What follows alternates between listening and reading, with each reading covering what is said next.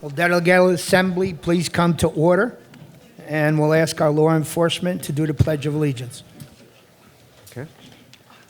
I pledge allegiance to the flag of the United States of America and to the republic for which it stands, one nation, under God, indivisible, with liberty and justice for all. I'd like to start off by thanking everybody that showed up today. Welcome. Please read the minutes as are in your package, and we'll have a law enforcement report. All right. Good morning, Century Village. I hope everyone's enjoying the summer. It's a hot one. Good morning, sir. Oh, yeah, definitely. Okay, so a couple points to highlight before we go over the crime report. We had a very uneventful May, which is great for us. June is Elder Abuse Awareness Month, so be aware of that. Just thought I'd throw that out there. So keep an eye on your neighbors and your friends. Make sure that everything's going well with them regarding their interactions with caretakers or family members. We know that fraud's always an issue. You know, for those of you that are a little bit more self-aware and are better on the internet and social media, just make sure you're always reminding and reinforcing about keeping passwords secret, not believing every email that comes into your inbox, ignoring things, hanging up with people on the phone that you don't know unless you initiate things. All the fraud warnings. We only had one that we're going to go over for May, so we're in pretty good shape there. But just kind of that reinforcement. Also, our hurricane season. You know, we just started hurricane season. Please make sure that now's the time. Our forecast looks pretty good for the next couple weeks. Just make sure that you have your supplies. Your medications are up to date. You have all your documents secured somewhere in case we do have to evacuate or if we have some kind of flooding, which usually doesn't occur this far out west, but you never know. Just be aware of that. Make sure you have water, 2 or 3 days worth of food or for supplies, or that you have everything ready to travel if you have to go to a shelter, and that you share your plans with family members and friends, okay? Just want to make sure we do that now because you never know. They say every year that it's going to be an active storm season.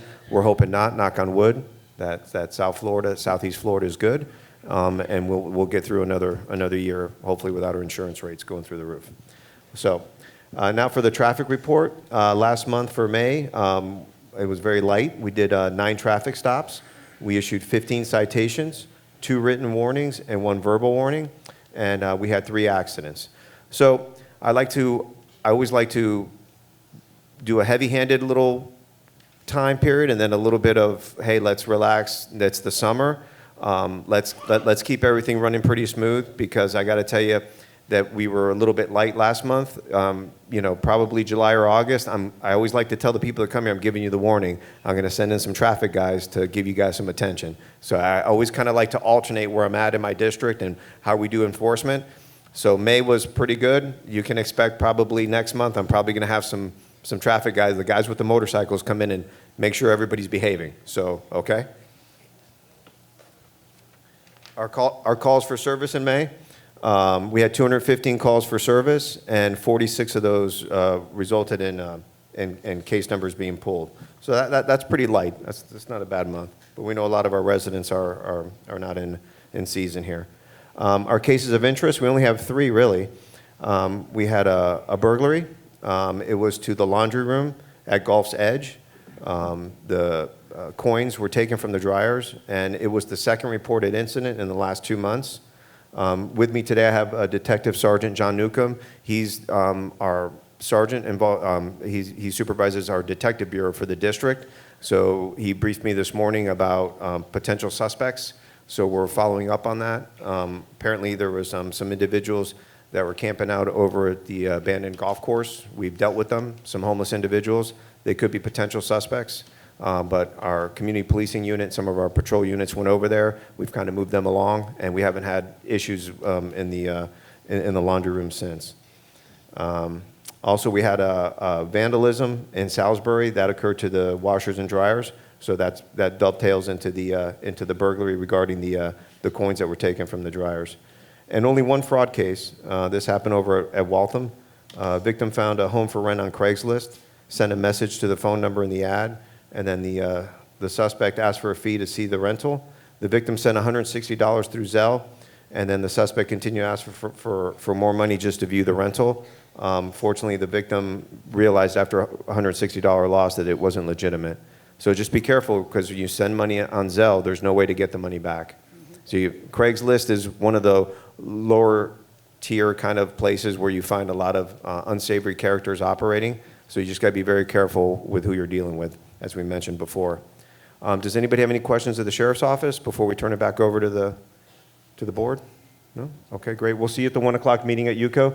Thank you, everybody. Thank you for a great job that you're doing for Century Village. Thank you, sir. We appreciate it. Thank you. Take care, everyone. We have our fire department that wishes 2 minutes of your time.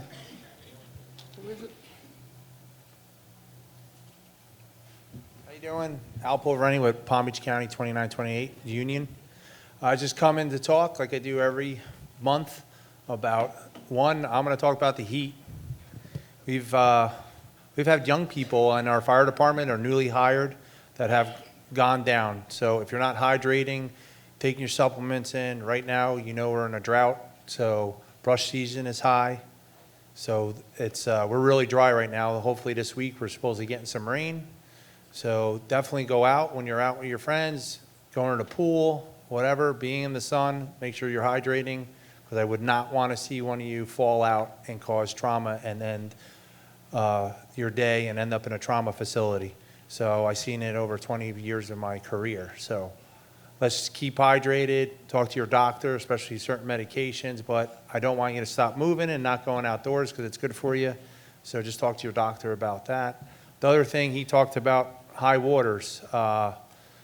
We do get flooding out here. We have a high water truck. If you see high water, do not drive through it.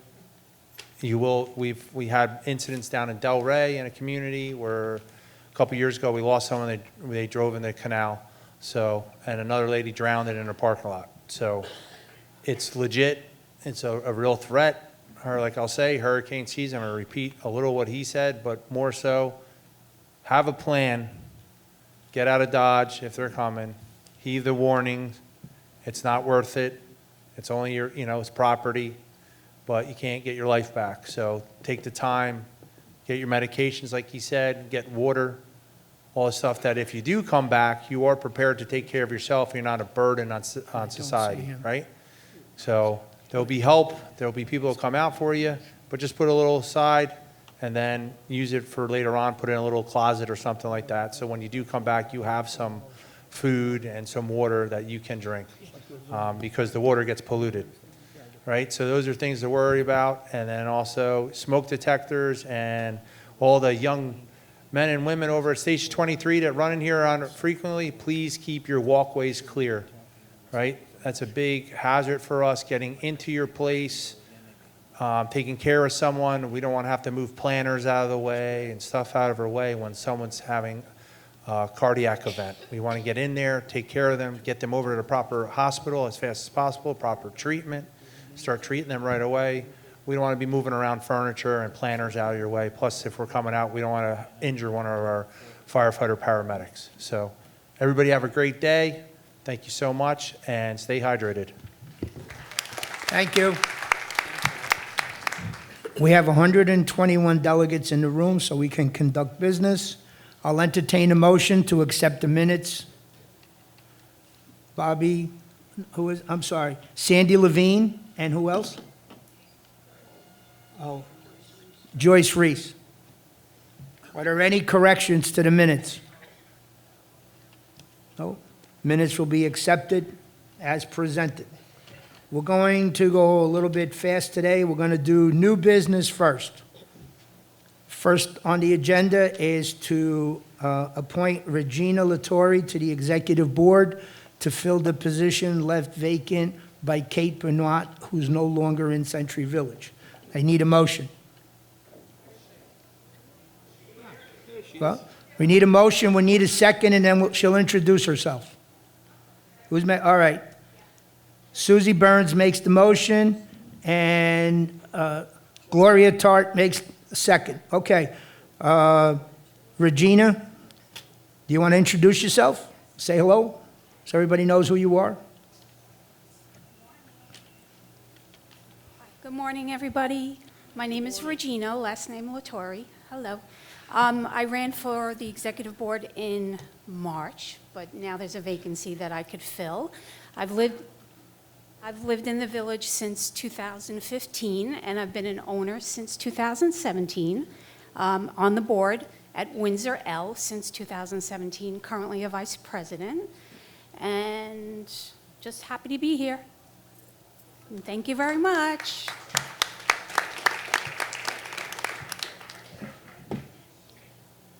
Does anybody have any other questions before we call for a vote? Make sure you take your clickers out. Yes, there's a question all the way in the back. There's a microphone right behind you, if you could, please. She wants to know her qualification. I've been on the board at Windsor L as a director, secretary, and vice president. And my career, I've been a mortgage underwriter, and also accounting, and I currently work for the government. I'm a federal employee. I work for the Small Business Administration. And Do you have any other questions? Does that answer your question? a little bit, but what are the duties of the job that you'll be taking? Dude, that's She not- sits on the executive board. You meet once a month, and you get to review everything that comes before Delegate Assembly, a week before, That's enough.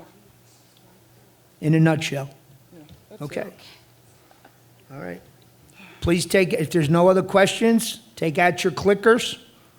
You'll have 3 minutes to vote. But tell them what it's about. Yes? Whenever you're ready. To fill the executive board vacancy with Regina Latore. Right. Call a vote. Call the vote. I didn't hear what he said. I don't think they heard. Do people know what they're voting on? Yeah, it's to replace Kate Benoit's seat on the executive board with Regina Latore. It's to make sure they understand. Right. It's right up there. Excuse me, it goes in the paper there. And tell them, vote yes for one for yes. Okay, so, Morning, everyone. There are instructions for the clickers. It's been a while since we've used them, but essentially, button 1 is for yay, and button 2 is for nay. Button 3 is for not voting or abstain.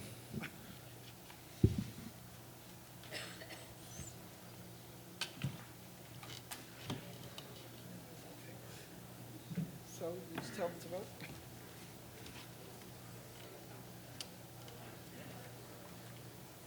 56 people voted so far. I know. Yes, I know.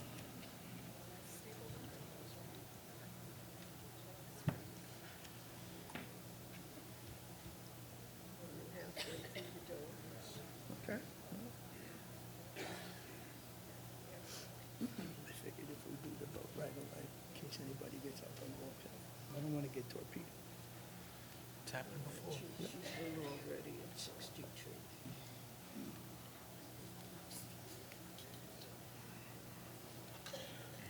Majority is 62. Yep.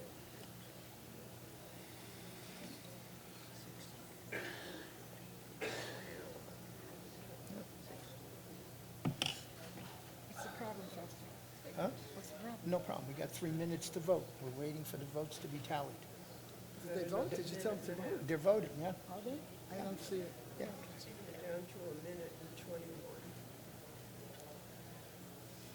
You have a little over a minute to vote.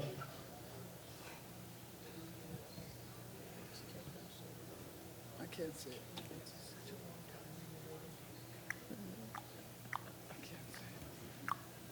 I remember one year I took, had to develop film, and you had to count 15 seconds, and it seemed like an eternity, 15 seconds.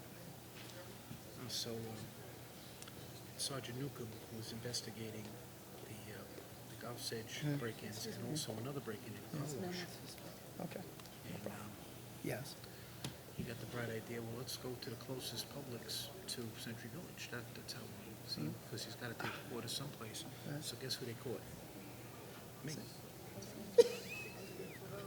goes, there's my suspect. That's him. Walking in with the bucket like this. So you're a suspect. Yes, yes. Yes, I am.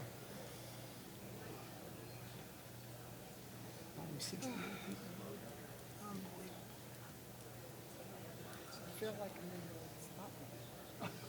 I don't know why these two. I know. Okay. Hey, Foster, in the future. Okay. Foster, in the future, could you have one of these lights turned on? Okay. Huh? All right, the results are up on the board. The motion passes. Thank you. Good job. Welcome on board, and we'll see you for executive board. Okay. The next is a proposal for an LED mobile signs to be put up.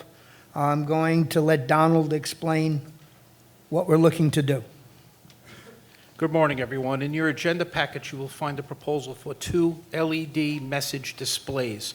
This proposal has been previously approved by the UCO Officers Committee and the UCO Executive Board. These displays would be installed at West Drive and Century Boulevard. The locations are where the temporary billboards were installed during the COVID-19 vaccination events. The purpose of these displays will be to convey short community-related notices. The installations would be very similar to the Century Village sign at the Okeechobee Boulevard entrance. There'll be a imitation stone base with the screens mounted on top of that, and it'll be landscaped. There will be time clocks that will turn the machines off between midnight and 5 a.m. These displays will be connected to the already existing emergency generators at the guardhouses, so they will be functional during power outages. I'll be happy to answer any questions that you have about this project. I'm sure there are many. But before we do that, let's get this inside of a motion. Would someone make a motion for purposes of discussion? Are you making a motion, Richard?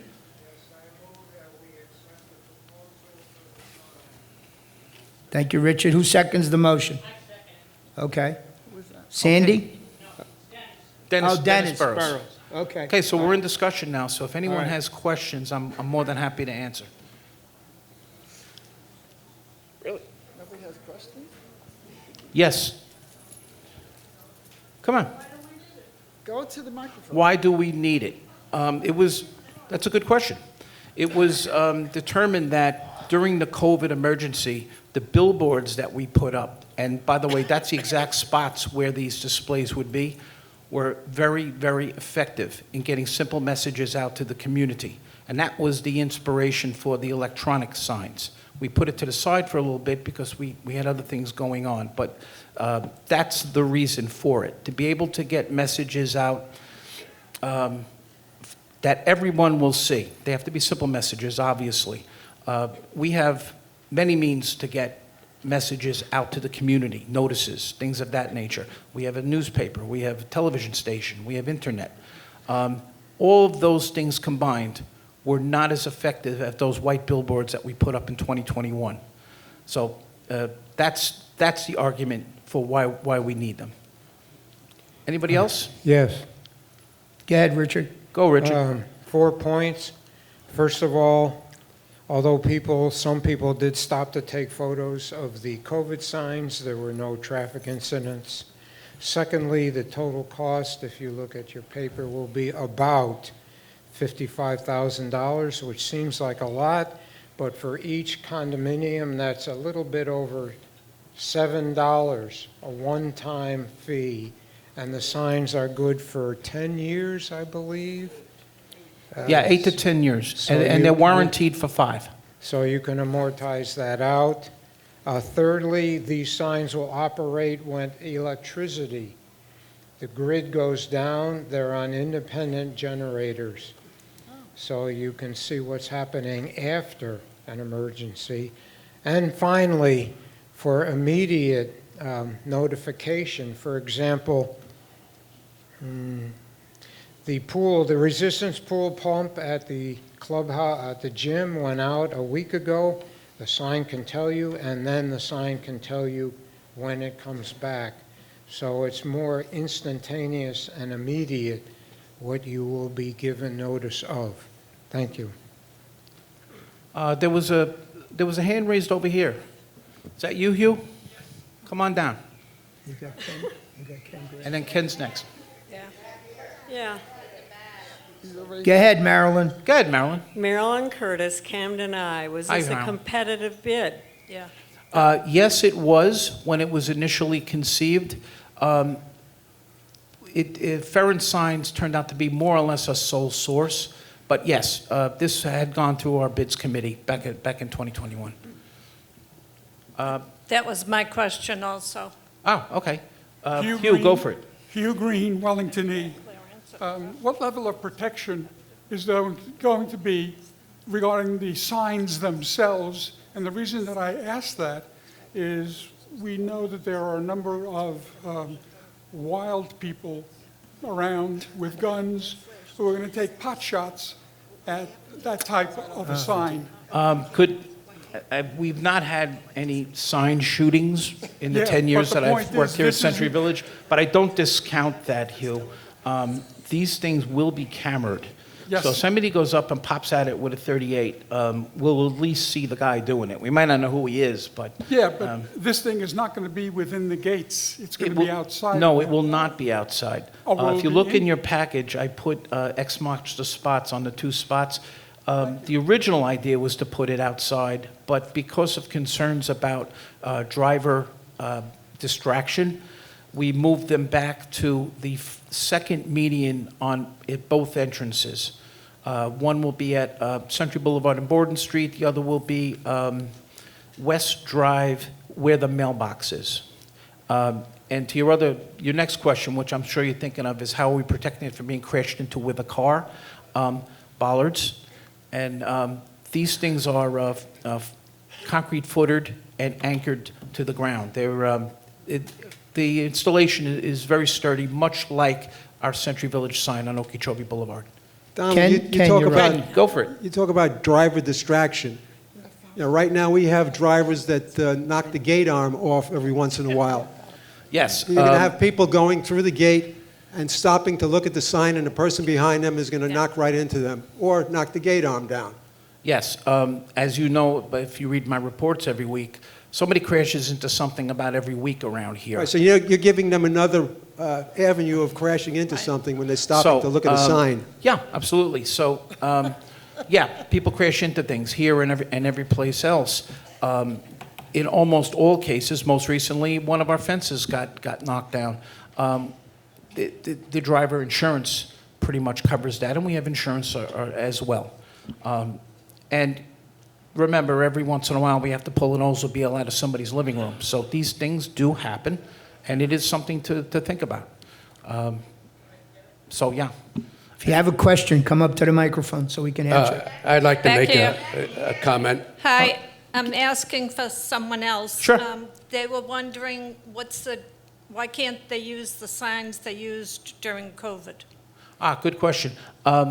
The ones we put at COVID were professionally made billboard signs, and for each message, and we did it twice, right? We did it for the initial vaccination, and then we did it for the second vaccination. The cost was approximately $900 per sign, because you had to have them professionally made. This will be a changeable sign, so we can change the message as we like. So yeah. I just think to me, it seems like a lot of money for, I mean, we keep hearing things that need to be replaced, and we're told that's not in the budget. So you got to wait. So now we're adding something else Okay. that Thank you. Okay. Stuart?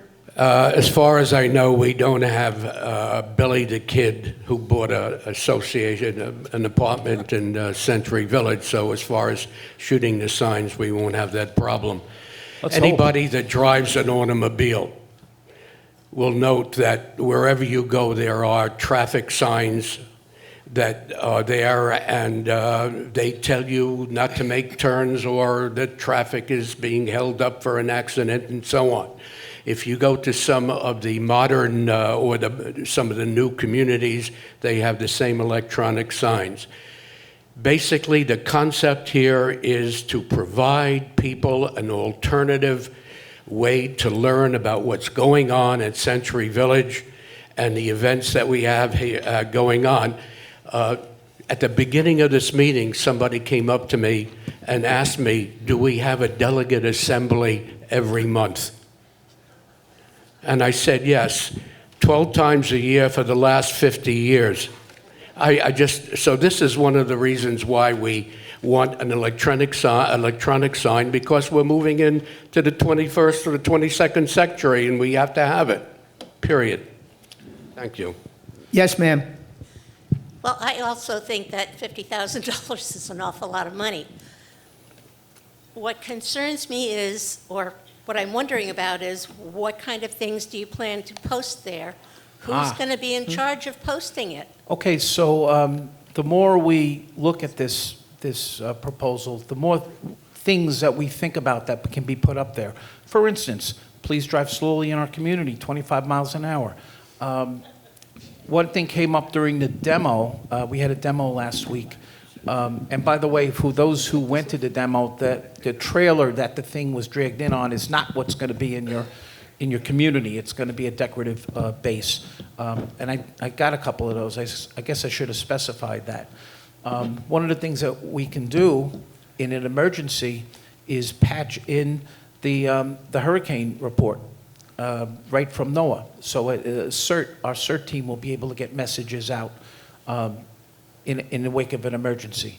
As far as who puts in the messages, our communications chair is right next to me, Joanne Robinson, and just as she puts the messages into our community website, unitedcivic.org, at our television station, she would be doing this as well. And the software that makes this thing work to put the messages in is nearly identical to the television software that you see on Channel 590. Any other questions? Since you're up. Yes, ma'am, go ahead. Joyce Singerman, Oxford 400. How long will it take? What is the plan for the installation? It'll be within 90 days. Thank you. Yes. Donald, has the original location changed from right outside Windsor K, that block, to the next? No, that's where the mailbox is the location. Oh, okay, that's not Windsor K. It'll be in front of the mailbox. Okay. The idea is that people driving into the community see it. Yeah, right, okay, got it. Right. Yes, ma'am, go ahead. There are people that don't drive, so they're not going to be going in and out of the gate. Why not have a location closer to, let's say, the clubhouse or... But anybody that walks or anybody that takes mass transit, the bus system will be available to see the signs. I mean, there are lots of ways to see community notices, but the vast majority of us are in cars. We drive. So we think it's the most effective way, and it's proven to be the most effective way to get simple messages out to the community. Okay, thank you. Well, who else we got? Any other questions? Okay. Okay. Thank you. All right.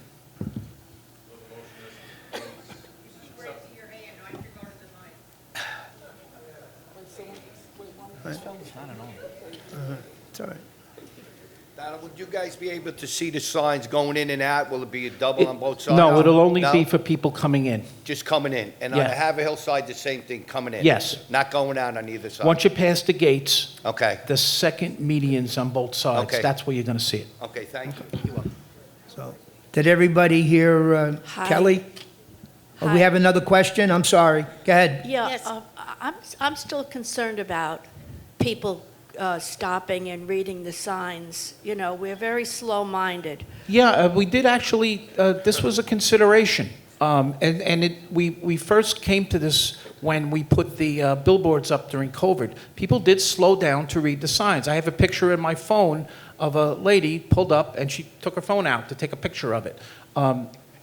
We picked a spot where we think that driver distraction will be the least amount of problems. That's why we dropped it back from the entrances. Would it not be better when you're slowing down to come into the gate, like right there, because people are slowing down anyway? That was the original thought, but after looking at the traffic over there, the group decided that that would cause backups at the gates, which we have enough of as it is. And the only people that need to be reading this are people that are in our community. So they'll come in, and once they pass the gates, the first thing they'll see as as they go through will be these two message displays. Okay, well, I'm still concerned about that location. We picked the best location that we could. The locations are not set in stone. If there's a better idea, I'm not aware of it, but Well, people are slowing down with people that have things on their cars are slowing down Barcodes. anyway. So if you put it right there, they're slowing down anyway. Anyway, that's my thought. we certainly can study it, but I don't think the locations are going to change. Okay, thank you. Thank you. Hi, Sandy.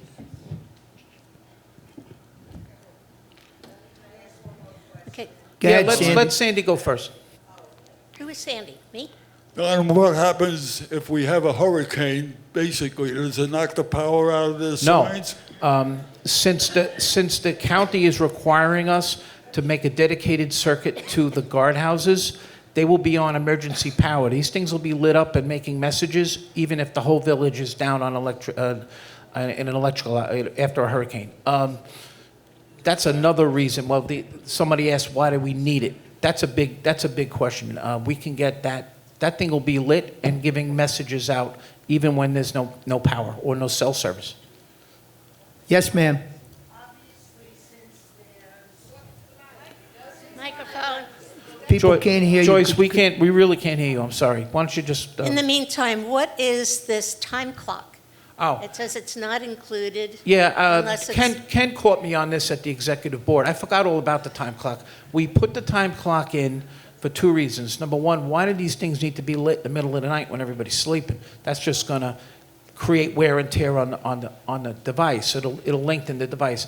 The second thing is one of our entrances is closed between 12 and 5. Nobody's going to look at it. So we have a timer put in to turn the thing off at midnight and turn it back on at 5. So is that included in the price? It is. Well, that's good. Go ahead. Yeah. How many messages will be displayed? Obviously, since people have to... One at a time. Well, one at a But- time. There's no limit. You could make the rotation as much as you want. But if there are too many, then Exactly. The clearly... point is you want to keep the messages concise, Right. and you don't want to have too many of them because you want the rotation to be relatively short. Right, because So- people are in their vehicles. Yeah, definitely. Yeah, Okay, thank you. you're welcome. This side. Come on. Morning. Sapora Rotor, Golf's Edge. Mhm. There are a number of people in our community, especially during the season, who do not speak English. They speak either French or Spanish or even Yiddish. So All right, so are you that sounds like an concerned with that? editorial question, and since I'm only in charge of building the thing and making it work, I would leave that to the communications committee to decide if they want to put it out in, I don't know what, Russian, I don't know. Could it be done? We could do whatever we want, but there's a committee that decides what the messages will be. We used to have people in the back. Yeah, Go there's ahead. people with questions. Go ahead. So this will only show one message at a time? Yes, and they'll keep- and how long the individual message comes up, it's up to us. We could make it 1 second, 10 seconds. The other option is when we want to have one message that we want everyone to see and nothing else, we could freeze the machine. It'll be a static bull. So if they're rotating, you'd have to wait for the next message. But no, you would just see what happens to be flashing. I can't imagine we'd have more than 5 going in any one rotation. But in emergency, when we want to say a particular message, a concise message, like COVID, when we had the vaccinations, the screen would be frozen, and there'd be only one message. And like, how big is the lettering, similar to the COVID sign? Yeah, exactly. It's exactly the same size. And how were you able to see that clearly when you With my glasses on, yeah. Okay. Yeah. Well, welcome to Century Village. Somebody on this side? Anybody else? Yeah. Yes, ma'am. Hi, it's me again. Hello again. Hi. Once you put the sign, you decide where you want to put it. It's We've probably- decided. Pardon me? It's been decided. Yeah, but once you decide, if there's a problem, it's not movable. So I No, would- it is movable. It is movable? Yes. Oh, well, that's good, because I would like you to reconsider. That's all I wanted to say. Thank you. Okay. Fair enough. Okay. I was not here for the COVID thing. I didn't live in Florida. Okay. And someone mentioned to me that if we have a hurricane and we lose power, she thinks that people aren't going to be out driving around anyway. So People aren't what? $50,000.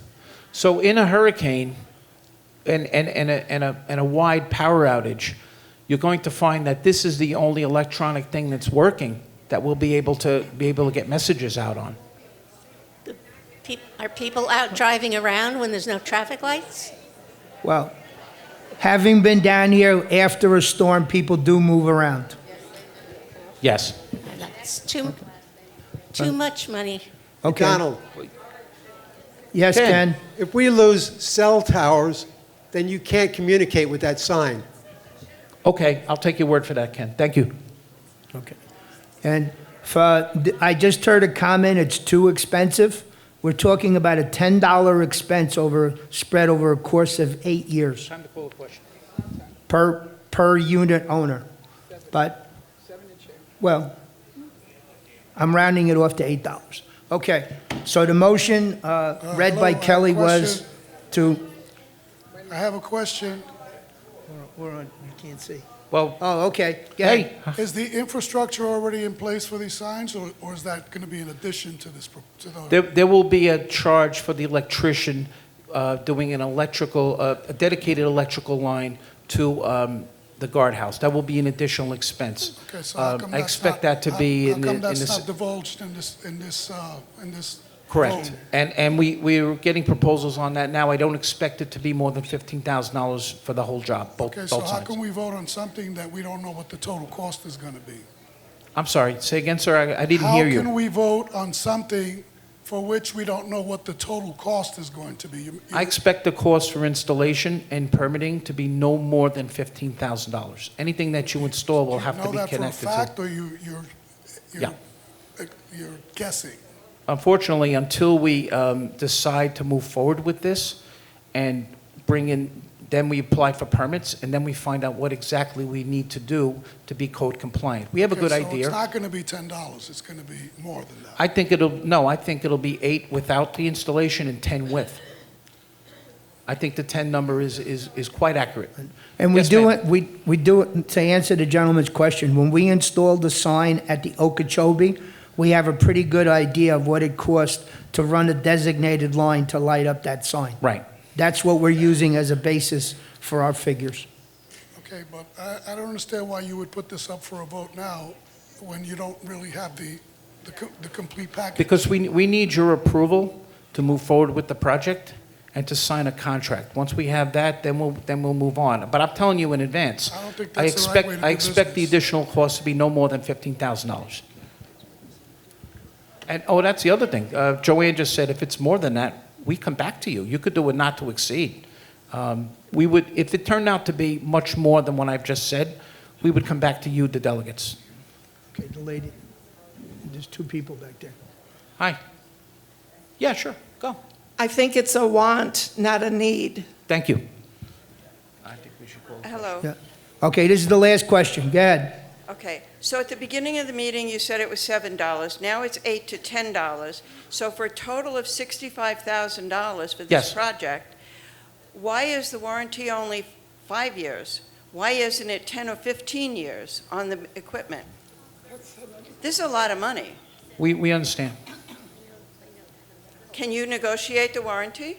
All warranties are negotiable, but that's the So will warranty you that was promise given. all of us? Because if you're going to assess us for 8 to 10 years, then... We're not going to on the- assess you for 8 It's to a 10 years. one-time- This Well, is a you just said it'll be $8 or $10 for 8 years. No, no, no, no. once.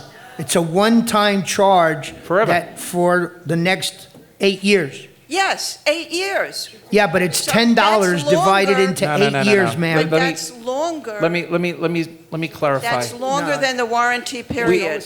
We expect that this will be a one-time expense of approximately $10 per unit. That is a one-time only expense, and that's the last you're ever going to hear of it. That's it. All right? So what are you saying that's over 8 years? We expect the estimated service life of the device to be 8 to 10 years. That's all? So what I'm asking you is, can you get a warranty? Can you promise us you'll get a warranty We already for have that period of time? We already have a warranty for 5 years, and I take your point. Certainly, we can negotiate, and we always do. Thank you, because it would be Always. better to be 8 to 10 years, the same as the service life. Okay. Okay. Are All right, are you that's it. saying that there will not be any show announcements and things like that? Yes. Sure, we can do that. No, I'm saying, are you going to do that? Maybe, That's up to the committee that decides on what goes up. But yes, that was discussed.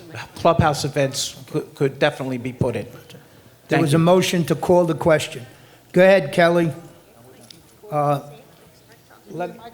I so move that we table this conversation till further notice.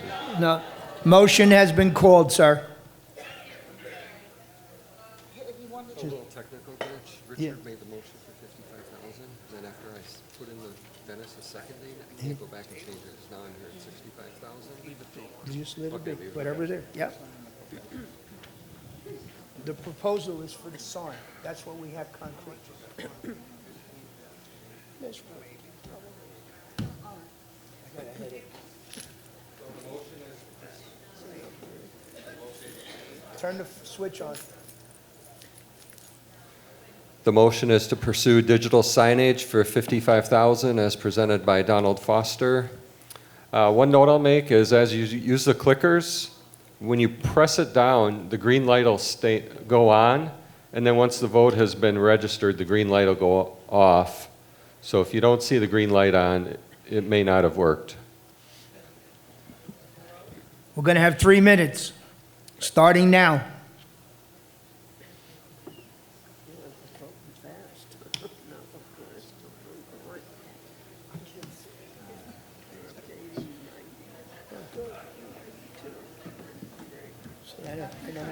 So far, I only saw one person get up and walk out.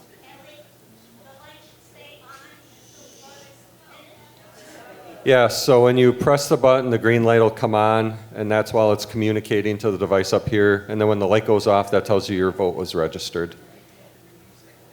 Yeah. And you can only vote once.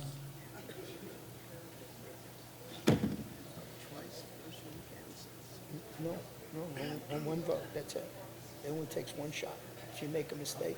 Yeah, the last time you pressed the button, you should vote. Yeah.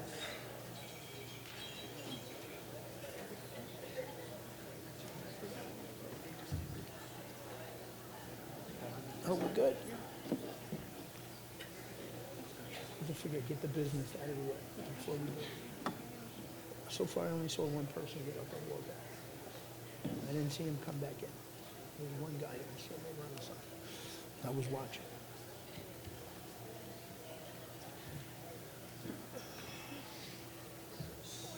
A minute. Okay. All right. Well, that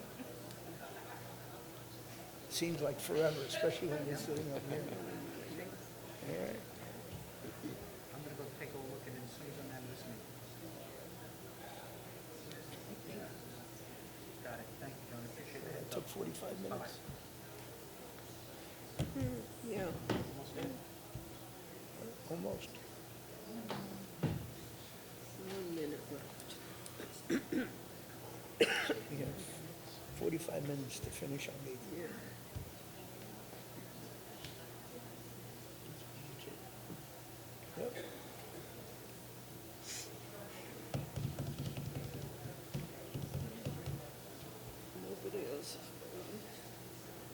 Got to wait for the 3 minutes. No, I understand, but nobody else is voting. Oh, one more from the 11. Somebody. Okay, she's cooking. 25 seconds. She's cooking, she cleans, and she does what she wants to do. One foot in front of the other. And walk around. I think it's going to be a close vote. It's going to go 60-40.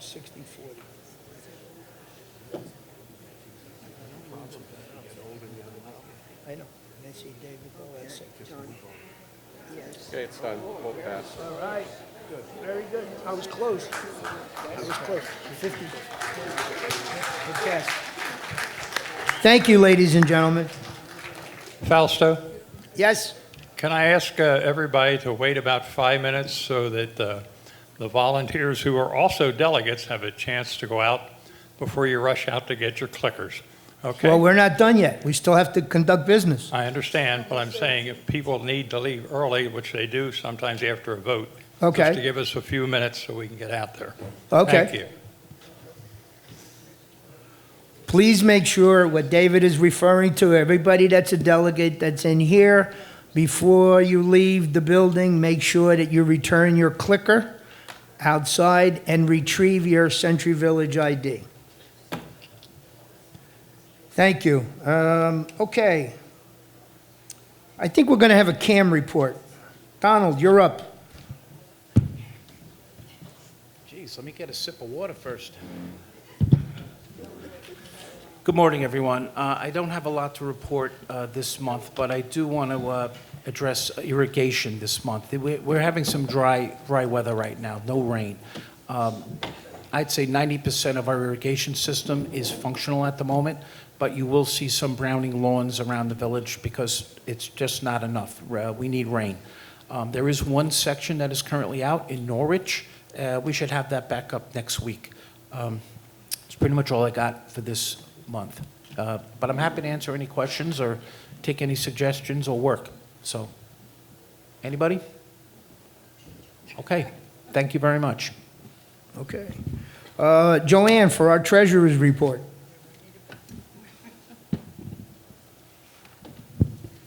Good morning. I have a couple of things. I know most people don't go through these financial reports line by line by line, but there's one line I just wanted to point out to you.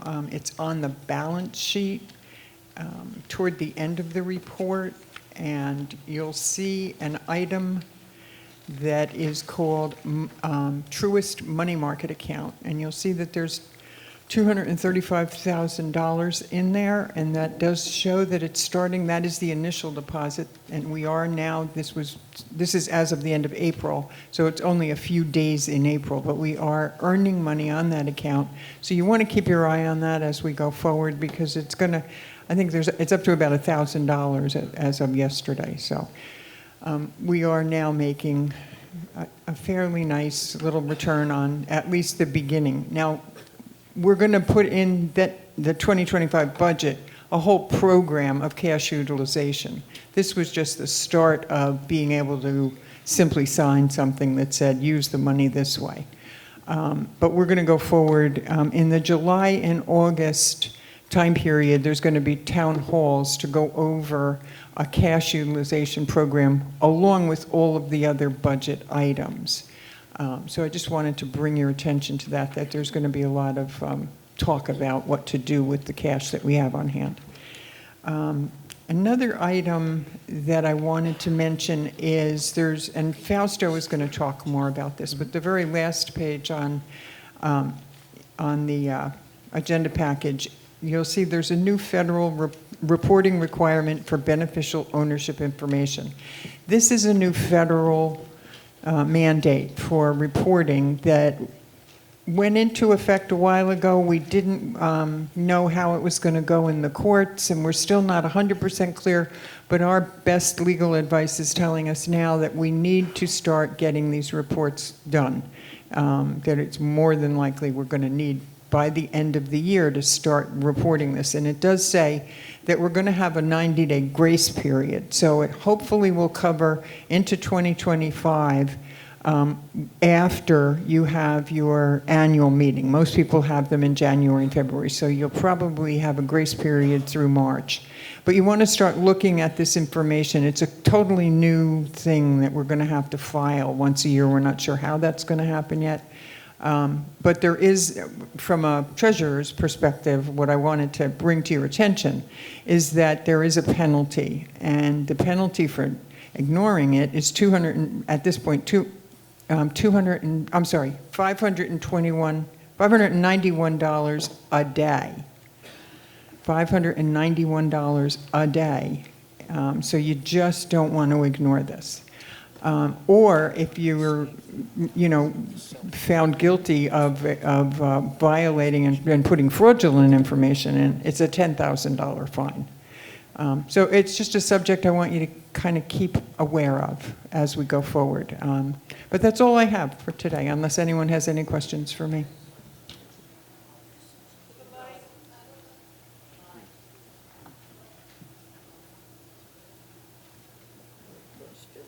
Somebody's coming up with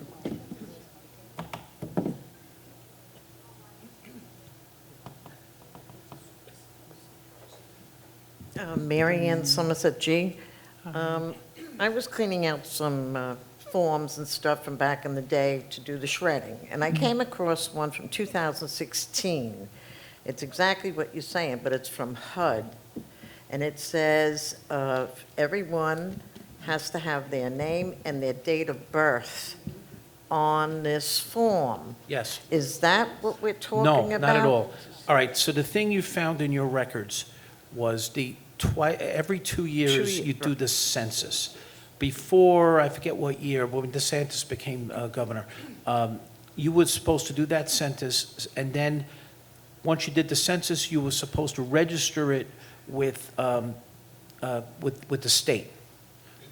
That requirement to register was removed. So all you need to do now is do the census and keep it in your records. You don't have to submit it. This is a totally different thing. That thing is for Century Village to maintain its senior. Not Century Village, Somerset G.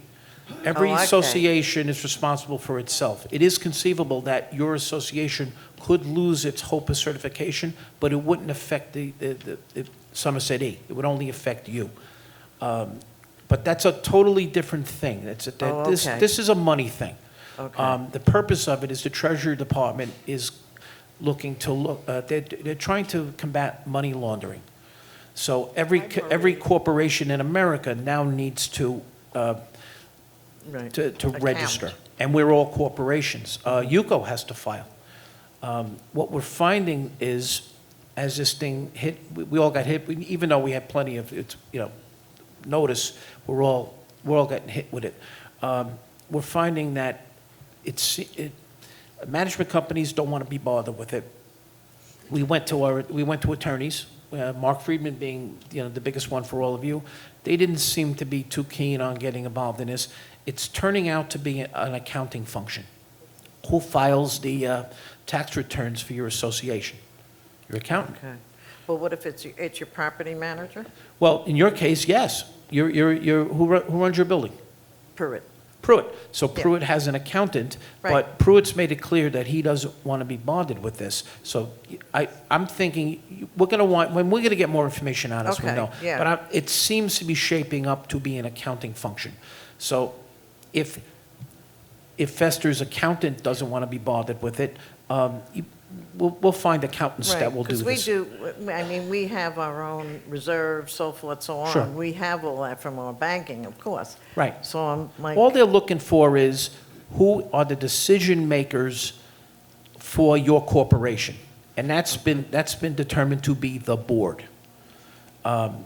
So they want to know who the board is. That's pretty much it. Now we've got two different responses from two different experts. One says only the president has to register, and the others are saying the 5 board members, the 7 board members. so we'll get more information. Right. Now, I did a run-through. I said, let me try for my own association. If I blow up Chatham-E, then, Right.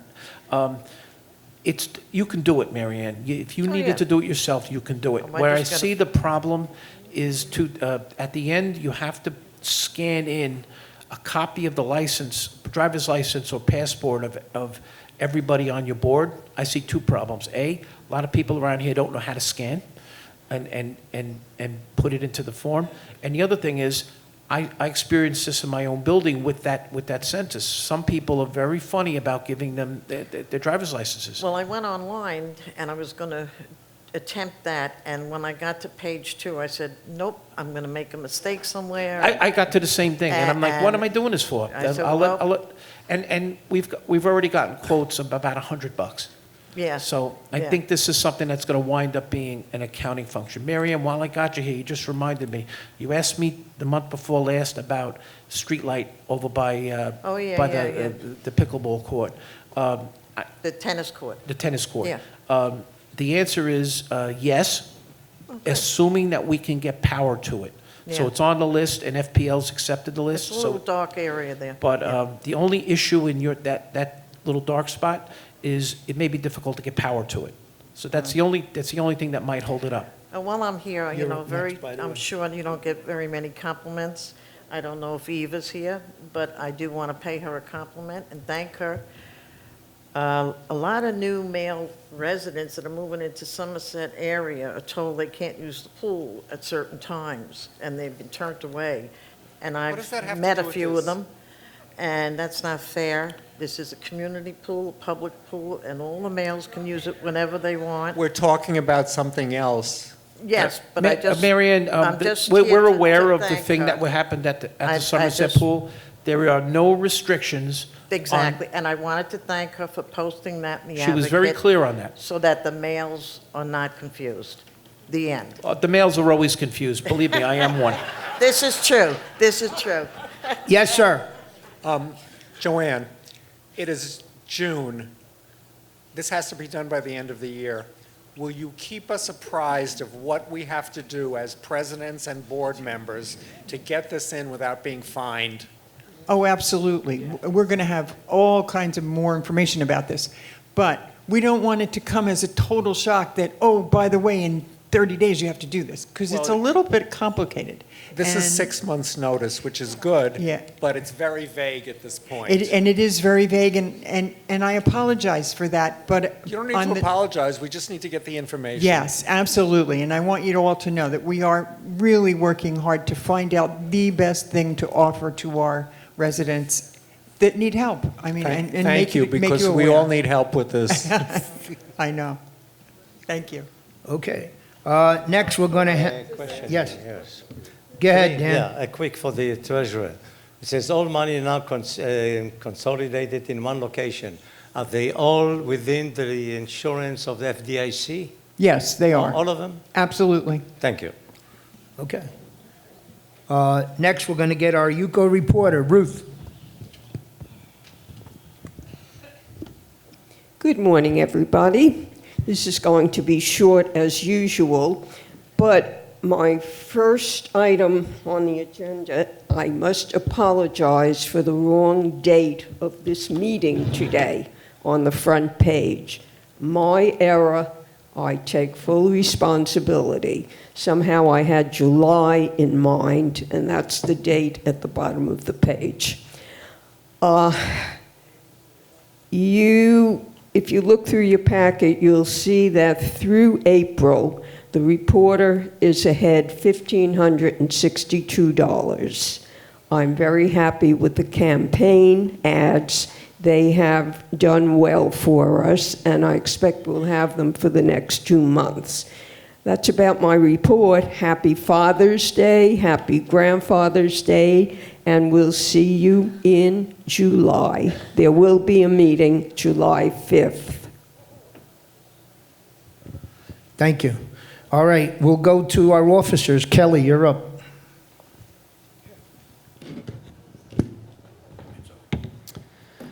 Hello, I just want to thank everyone that came out and voted last month. So Patricia always tells us to be nice to our neighbors. I think I'm going to tell everybody to be nice to ourselves. So I've been fortunate to be in a building where I've gotten to know everybody that lives in there and we all get along, but problems come up even in well-run buildings. So don't feel like you have to do everything yourself. So leverage UCO vice presidents, your property manager, PBSO I've had to leverage on several occasions, and your lawyer to get stuff done. It takes a little bit of discipline, but if you do it and you're successful, it makes the board's jobs a lot easier. And they're going to get a lot harder with the new legislation that's coming out. That's all I had. Okay, thank you. Stuart, you're up.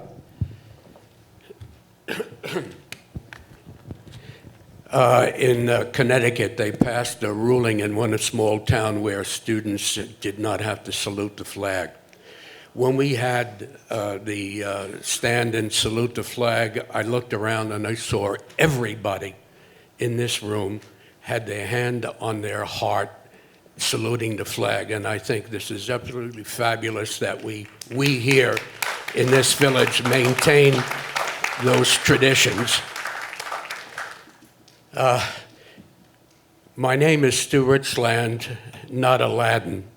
Nobody in Century Villages, nobody in the UCO has a name Aladdin. We don't have a little bottle where we could rub and the genie's going to come out and solve your problem.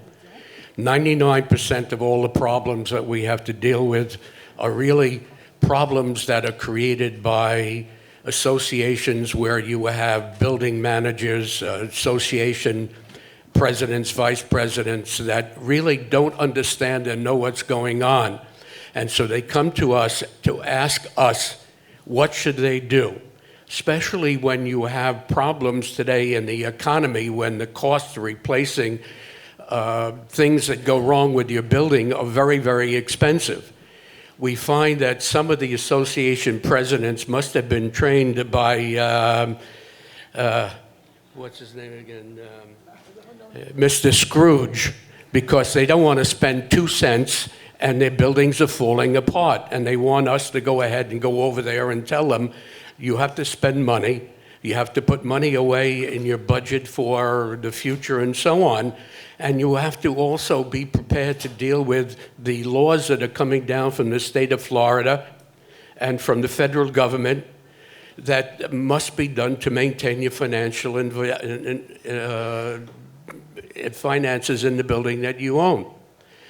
The other big problem that we're dealing with is people who buy a unit and then disappear for 5 and 6 and 7 months out of the year, and when you need them to go ahead and vote for something, you can't get a hold of them. This is a sad trend, and we're trying to resolve it. I don't see how we can. I have the same issue in my building. A person went ahead, bought a unit, hired non-licensed contractors, and we had to shut them down. The building is, his apartment is fairly torn apart. We've been trying to get a hold of him for weeks. We have a sign on the front door saying no work to be done in, and he's got a friend coming around and ripping the sign off every day. And this is the problem that we're having here in UCO, and we're trying to help you and resolve the issues. That's it. Thank you, Stuart. Patricia, you're next.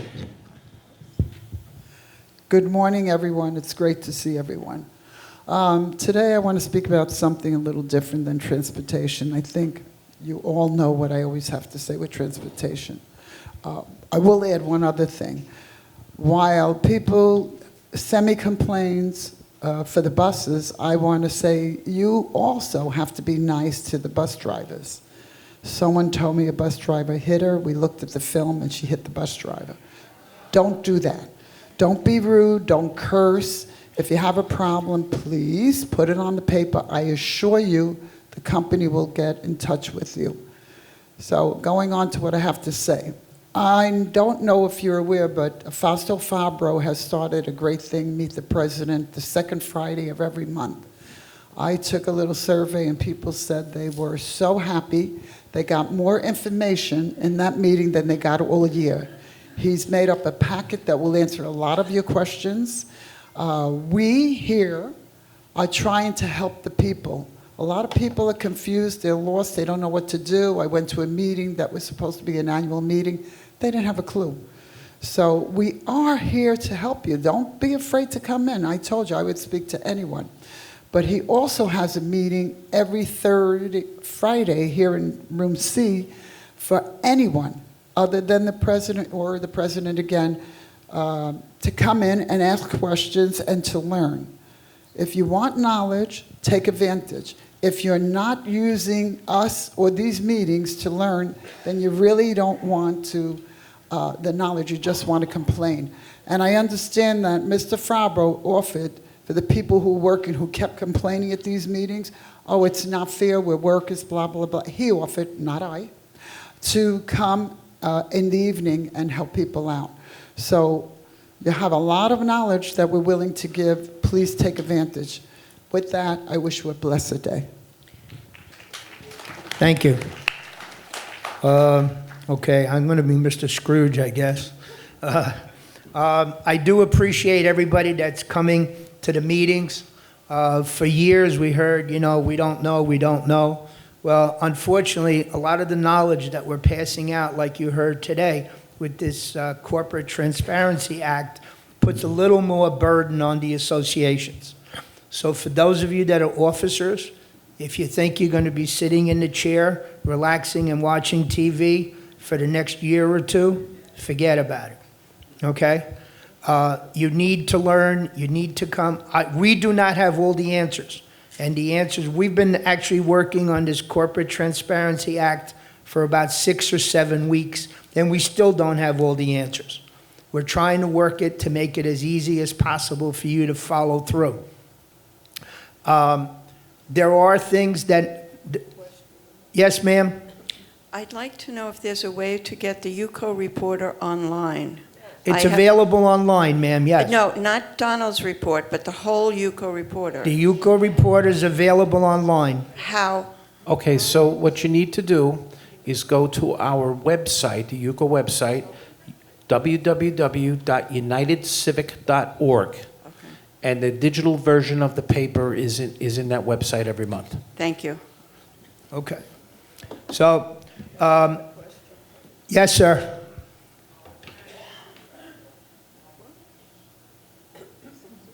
I really appreciate the fact that you're doing these presidents' meetings. Go ahead. I understand they're very successful. How do we know when we're going to be invited? I haven't been invited yet. There's no They're schedule. going in alphabetical order, starting from Andover. Okay, what are you That's- up to now? I believe they're in the C's right now. All right, so I'm in Okay. Sussex, so it's going to Okay, be months. well, then you come to the third Friday of the month. You're welcome to come You in. just said no presidents. I didn't say that. Oh, okay. No. No, any officer, any individual, any unit owner, anybody is open to come to that to receive the same information. Thank you. Okay, And- I follow the same outline. Yes. Hey, Mr. Brenner, if you don't want to wait till we get to the S's, maybe you're going away, maybe something like that, just call the office. We'll figure it out for you, all It's right? 9:30 to 11. Someone said what time? Oh, thank you. I'm sorry Thank about you, that. Donald. There seems to be, and I'm going to go back to yesterday.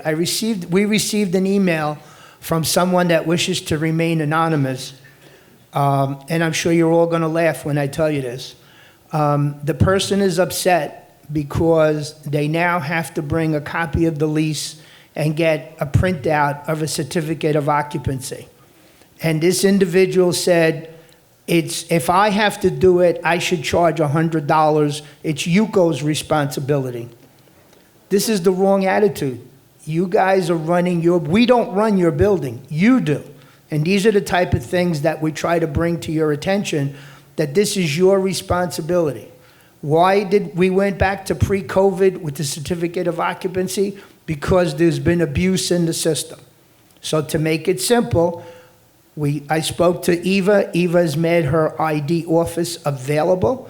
You bring the lease, they'll type you up a new form. There's no charge. She's open 7 hours a day. We're open 2.5 to 3 hours a day. That gives you 10 hours a day. Just pure question. Somebody's living in your building as a renter. You as an officer, wouldn't you want to know when that person's lease expires? So that the renter doesn't show up, oh, by the way, my lease expired yesterday, I new certificate of occupancy. It's your responsibility to let that tenant know 30 days before that lease expires, I want a copy of your new lease. That's your job. Not my job, not Donald's job, but Donald's got something to say. Yeah, it turns out he does. Look, this is another way of looking at it. You, the boards of Century Village, are UCO's client. There's actually a contract between the two parties. We want to be extra sure that anything that goes on with your building, if we're giving out documents, blanks, anything like that, we want to make sure that the entire board knows about it. There are shenanigans in the village. It's a big place. We've had real estate agents phonying up documents. We've had individual unit owners who just want to get a tenant in and don't want to be bothered with the board. And we also sometimes boards, a board member will go off the rails and not include the entire board in a decision. What that creates is a situation where I get a phone call saying, there are some tenants we never approved living in my building. What do I do? Now you got a problem. Now you have to go to your attorneys. You have to spend money. So these people are in place. We want to make sure that you know and that we're protective of you, of who's coming in your village. That's really what's driving this. All right? Okay, I'm going to stop. Do we have any, if anybody wants to talk to me, I'm available. I'm in the office. If you have questions, come to the president's, have coffee with me. If not, the third Friday of the month from 9:30 to 11:30. The program runs an hour and a half, and you have 30 minutes to ask me questions. All right. Do we have any unfinished business? Terrific. Thank you. Do we have any new business? Seeing none, we'll proceed. Okay, Commissioner Weiss, you're up. Thank you for joining us today.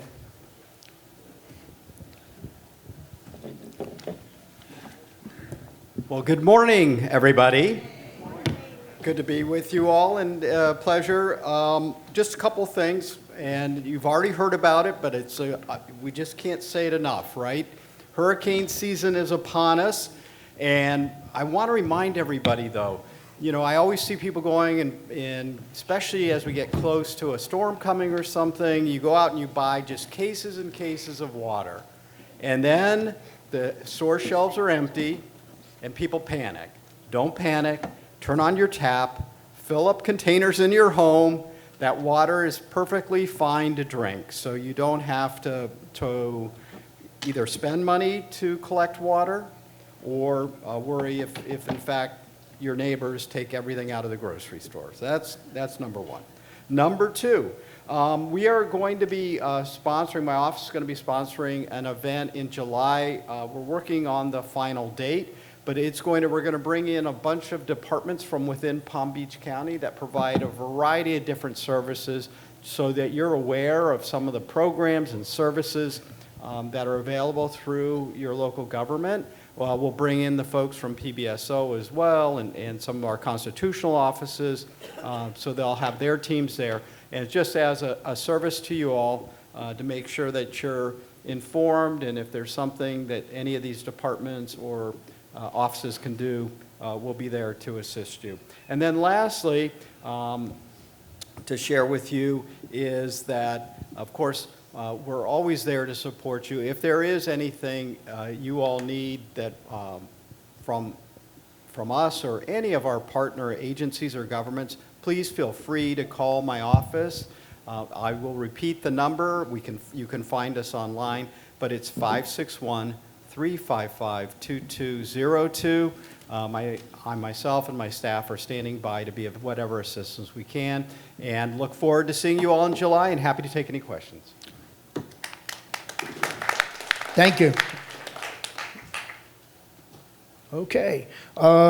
Derek from Brian Mast's office, you're up. No comments today. No comments? No, sir. Okay. Okay. What young man? Oh, okay. There is a young man, yeah. Okay.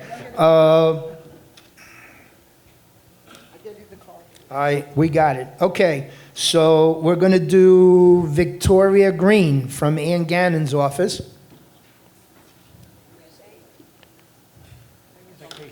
Hi, everyone. Good morning. I'm here filling in for my colleague Amy, who you probably know, and I'm going to stay on theme that everyone's talking about hurricane preparedness, and we have this pocket hurricane guide that folds out and has a lot of information to help you prepare. I have a bunch of them with me, and you can also get them on our website. So see me after if you want one of these. And then my other update from the tax collector is if you have signed up already for our installment payment plan, your first payment to get a discount is due July 1st.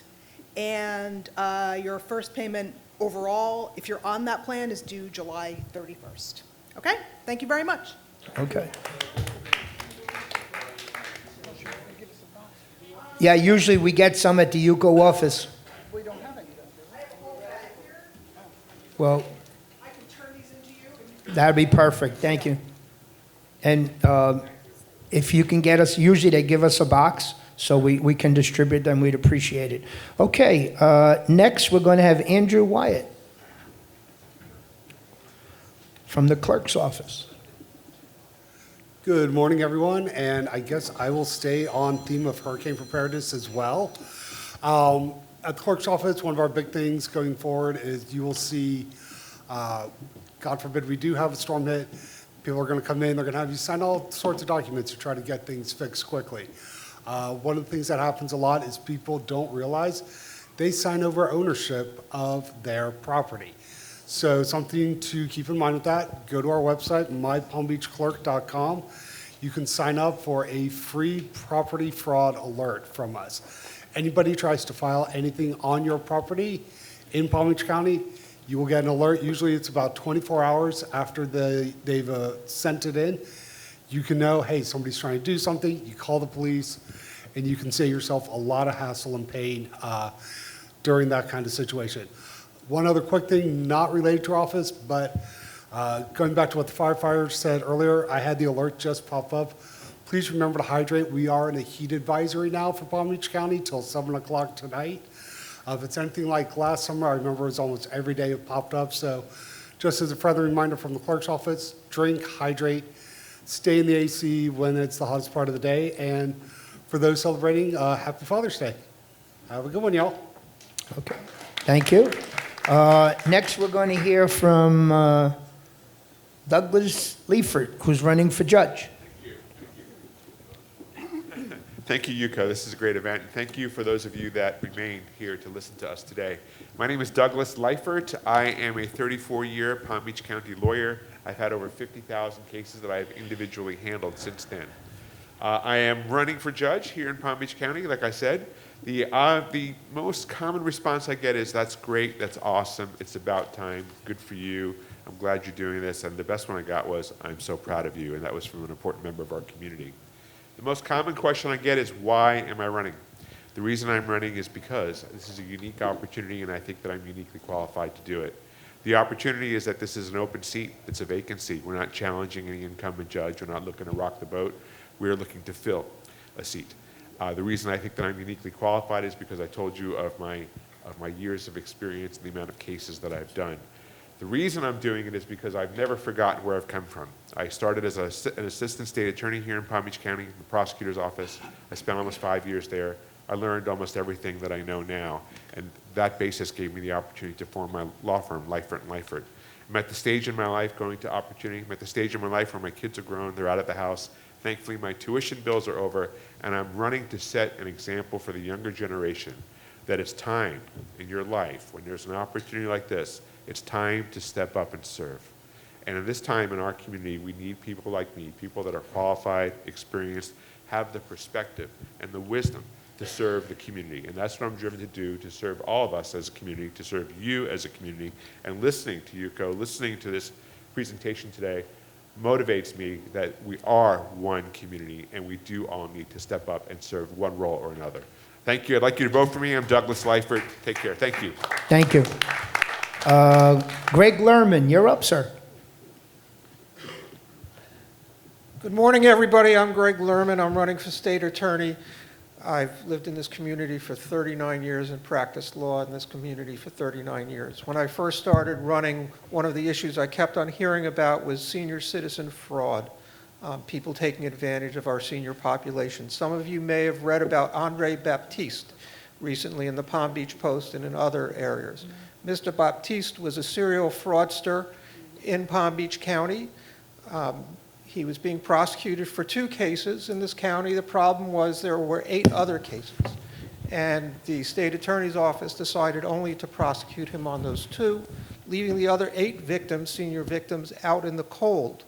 Ultimately, what really happened, and that is a sad fact in this case, is not only did the state attorney's office not choose to prosecute on behalf of the other 8 victims, they agreed that Mr. Baptiste could have some time out on the street before doing his prison sentence, despite the fact that they were warned that Mr. Baptiste's $1 million home was up for sale. And lo and behold, while he was waiting and expected to turn himself in on May 14th, he sold his house, and he now lives in Trinidad and Tobago instead of in prison. So not only did the victims that were being prosecuted not get justice, the victims who were not being prosecuted on behalf of did not get justice. I've continuously heard since I decided to run that the state attorney's office does not prosecute sufficiently senior citizen fraud because it's too difficult. That is not an acceptable answer. And when I'm the state attorney of Palm Beach County, I'm going to make sure that the seniors of this community, which in another week I will clearly be part of when I turn 64, will be prosecuted on behalf of. I appreciate your support, I appreciate your vote, and I look forward to protecting all of our community. Thank you. Thank you. I'm sorry, I don't have your card. It's okay. Just introduce yourself. I apologize for not having your card. I went to the smaller mic. So I'm Rochelle Litt. It's nice to be back here with you again and see you all. I'm the former mayor of the city of Palm Beach Gardens. I am also a pharmacist who's been taking care of the healthcare needs of our community for the past 45 years, and I'm running for State House District 94. I'm running for this district because we need experienced leadership in Tallahassee to tackle the important issues that we have to deal with, and I am the only candidate running that has ever been elected to office and has that experience. The biggest issue we're facing, of course, is affordability, especially property insurance, homeowners, renters insurance, and the cost of housing in Palm Beach County. We are pricing our kids, our seniors, out of the county. As the rest of the meeting has gone so far, you know that the condo issues are top on everyone's list. When the reports finally come in on all of the buildings that are due on January 1st, we will have at the state a good idea of what we are in for and how many people are going to have to increase their assessments. That's going to fall particularly hard, as you know, on people with fixed incomes. The state session starts in March of this year. I have a feeling we are going to have to deal with coming up with some kind of a safety net plan to help seniors stay in their homes and help people deal with the increased assessments. And I give kudos to your board for working so hard to get through the legislation, and all of your boards to get through that legislation on the transparency. It's not easy. In the end, it will help things, but thank you all for the work that you do. Thank you. Okay, Thomas Whitcup. He's running for Congress. Hi, everyone. My name is Thomas Whitcup, and I'm running for Florida's 21st Congressional District, which is currently being held by Brian Mast. I'm running on values that historically we've taken for granted. I'm running on certifying our free and fair elections and making sure that we ensure a peaceful transition of power between presidents. I'm running on taking back reproductive rights for women and making sure that decision is made by a woman and her doctor rather than by politicians. And I'm also running to help government function again. Right now, I am in fact the youngest congressional nominee running for office. But when I tell people that, they're excited because this is an opportunity for change. This is an opportunity to move away from the partisan divisions that are making things so difficult to pass in Washington. So I hope I have your support this election. And as always, I want to leave you with, remember to vote. Vote Whitcop. Vote Whitcop for women.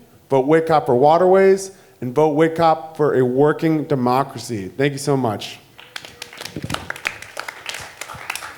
Thank you. Derek, you're up. We've missed you the last month or two. I apologize. That's okay. We missed you. Yesterday, I got my AARP magazine, and it talked about chronic pain. And Greg teed it up when he talked about seniors. I will be 60 years old this year, so I too am concerned about seniors. In fact, there is nothing that ticks me off more, and I don't usually get ticked off, but nothing that ticks me off and teases me off more than seniors fraud, seniors abuse, anything related to seniors. It really upsets me. So I would like to suggest for any of you that have any issues dealing with Medicaid, Medicare, you take my cell phone number down, which is 202-313-8117, and give me a call. Listen, you don't have to like me. You don't have to like my congressman or the gentleman that I've had the pleasure of working for the last 8 years. But Stuart, when he talked about us being Americans, I can assure you of this. I will continue to do everything in my power to help my fellow Americans, as I have done for the last 30 years working for the federal government. Thank you, and God bless you. Thank you. 202-313-8117. To include, I'm going to ask Fausto if we can have a president's meeting and combined with Congressman Math's office to address any federal issues. I know a lot of people get intimidated by having this, having their issue discussed out in person. But I love this community. I love our seniors, so I'd love to work with you. Thank you. We'll put it together. Thank you. Yes, ma'am. Okay, from one senior to another, we have a situation. Not everyone here in Century Village is affected by it, but you have hit a key button. The federal government issued programs for seniors, the Internet Essentials. A lot of us took advantage of it several years ago, reducing your cable bill down to $10 a month. Then they came back about 8 months ago with the ACP, reducing your cable bill, internet, by $30 a month. Now they've discontinued that. However, that $30 that the government was paying, what is happening now is the internet companies are adding that to your bill. I do know for a fact that President Biden's administration had tried to connect various underserved, which includes some seniors, to the internet.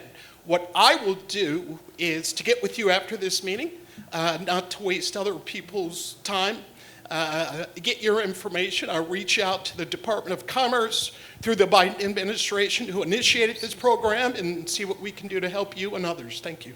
Thank you. All right. Thank you. Is Vanessa still here? Varissa, I'm sorry. She left? Oh, I'm sorry to hear that. Okay. I think that's about it, unless anybody has any quick... Yeah. Yes, Dan? Yeah. I'd like to know how Yuko feels about the voting, that almost a half of the delegates don't like, so to speak, about this, the notice board that it's going to come up. If you take up all the votes, yes, it did pass legally okay, but how is Yuko feeling that almost a half of the delegates don't want those billboards? Thank you.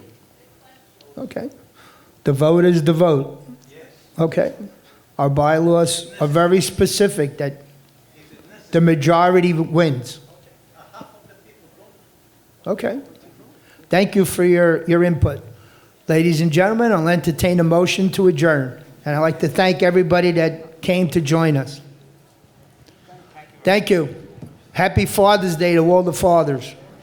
Grandfathers and great-grandfathers. And grandfathers and great-grandfathers. Thank you.